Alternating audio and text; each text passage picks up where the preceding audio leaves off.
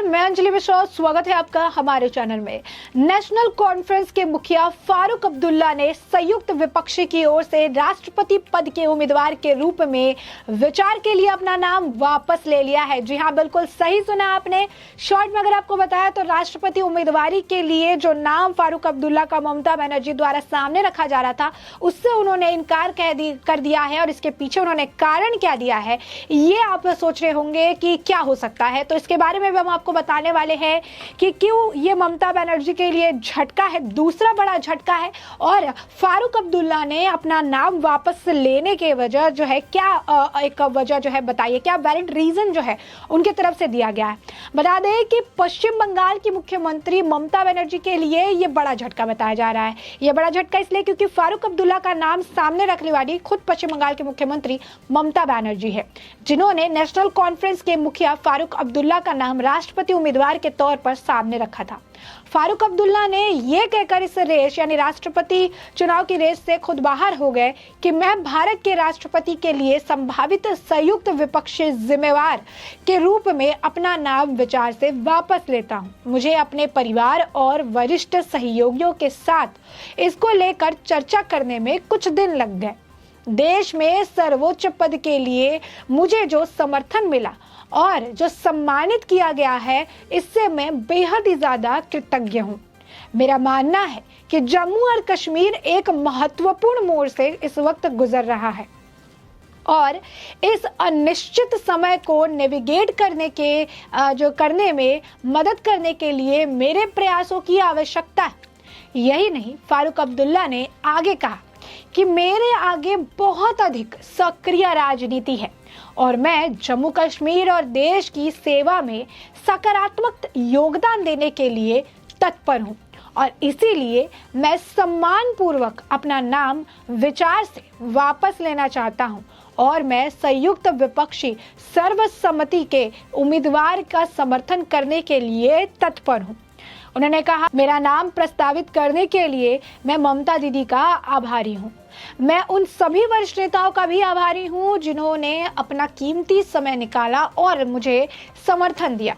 उन्होंने कहा कि जो है फारूक अब्दुल्ला, उनसे पहले आपको बता दें कि ममता बनर्जी ने एनसीपी प्रमुख शरद पवार का नाम भी सामने रखा था और कहा था कि सभी विपक्षी जो दल है वो इनके नाम के लिए सहमत है।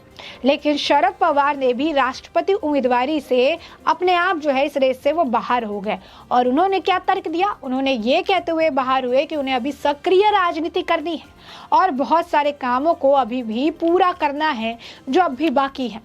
वहीं आपको बताएं कि नेशनल कॉन्फ्रेंस के अध्यक्ष फारूक अब्दुल्ला आगामी राष्ट्रपति चुनाव में विपक्ष के उम्मीदवार नहीं होने वाले हैं। तो विपक्षी दलों की हाल ही में एक बैठक हुई थी।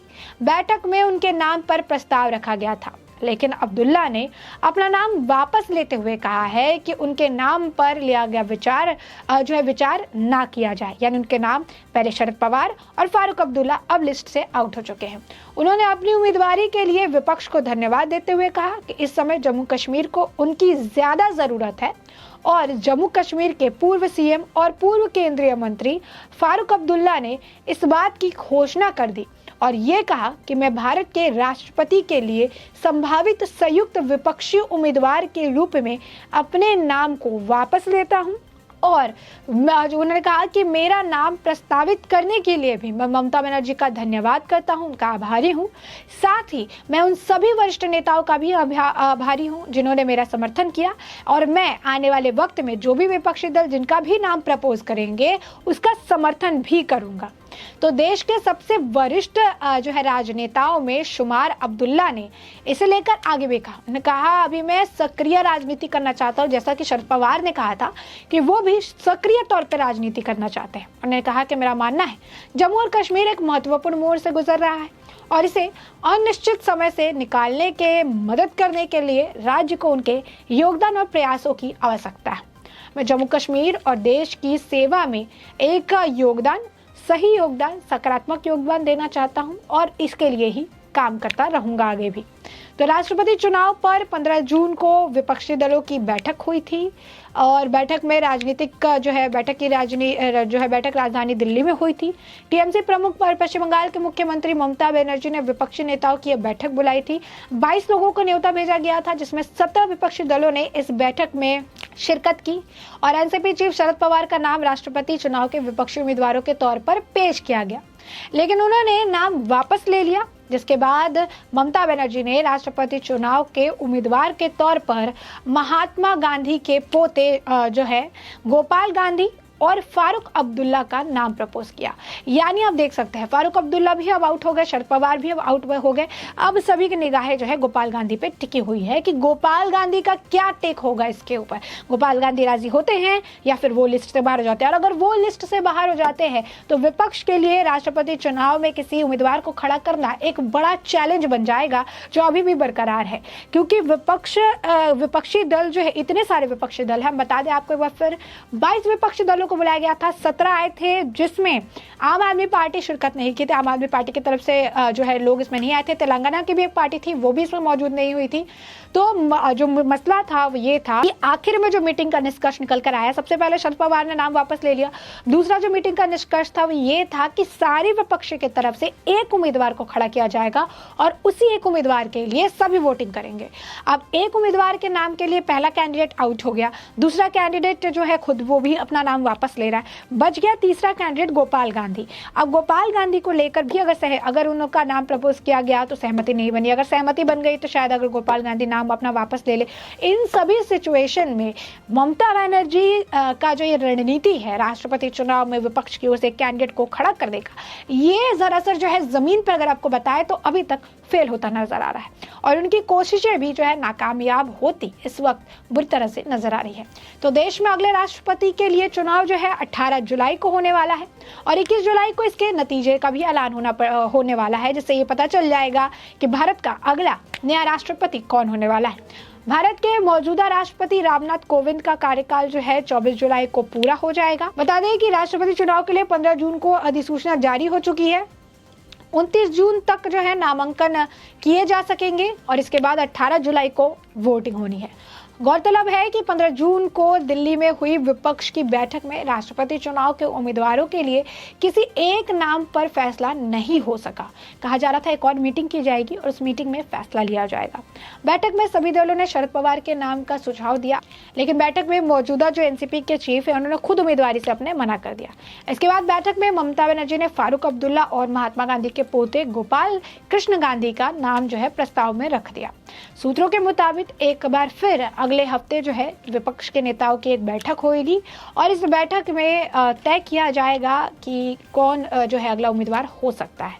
इसकी तारीख और स्थान तय करने का भी जिम्मा शरद पवार को सौंपा गया है। विपक्ष की अगली बैठक 21 जून को होने की संभावना बताई जा रही है।